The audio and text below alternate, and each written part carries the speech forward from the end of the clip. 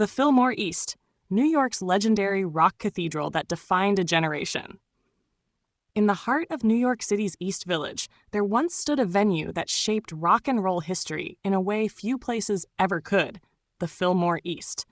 Opened in 1968 by legendary concert promoter Bill Graham, this iconic venue became a sacred ground for rock music, hosting some of the most unforgettable performances of the late 60s and early 70s. Though its doors closed in 1971, the Fillmore East remains one of the most revered venues in music history, a place where legends were born and live performances became larger-than-life experiences.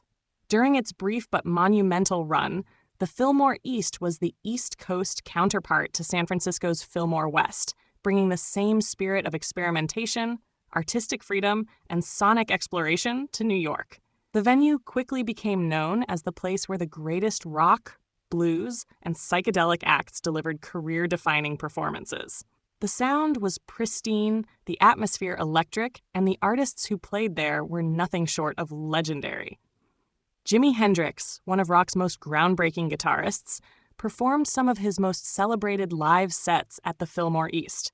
His Band of Gypsies concerts, recorded on New Year's Eve 1969-70, remain some of the most revered live recordings in rock history. The venue was also a second home to the Allman Brothers Band, whose live album at Fillmore East captured the raw energy and improvisational mastery that made them one of the greatest live acts of all time. The Fillmore East stage saw performances from The Who, Janis Joplin, The Grateful Dead, and Jefferson Airplane, all of whom delivered iconic shows that fans still talk about today. Bill Graham's attention to detail ensured that concerts at the Fillmore East weren't just gigs. They were transformative experiences. His commitment to high-quality sound, immersive lighting, and flawless stage production set a new standard for live performances. Unlike many of the chaotic, freewheeling clubs of the era, the Fillmore East was known for its professionalism. Shows ran on time, and the venue's impeccable acoustics and lighting design made every performance feel like a once-in-a-lifetime event. Fans would line up for hours outside its doors, knowing they were about to witness rock and roll history unfold before their eyes.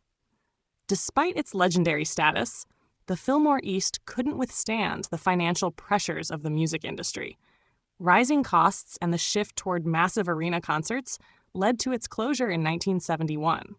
Bill Graham's farewell concert featured performances by the Allman Brothers Band, the Jay Giles Band, and Albert King, bringing an unforgettable chapter of rock history to a bittersweet end. Though the Fillmore East is gone, its spirit lives on.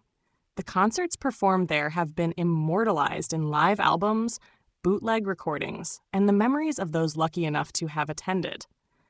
Its impact on rock and roll remains immeasurable, influencing how concerts are produced and remembered.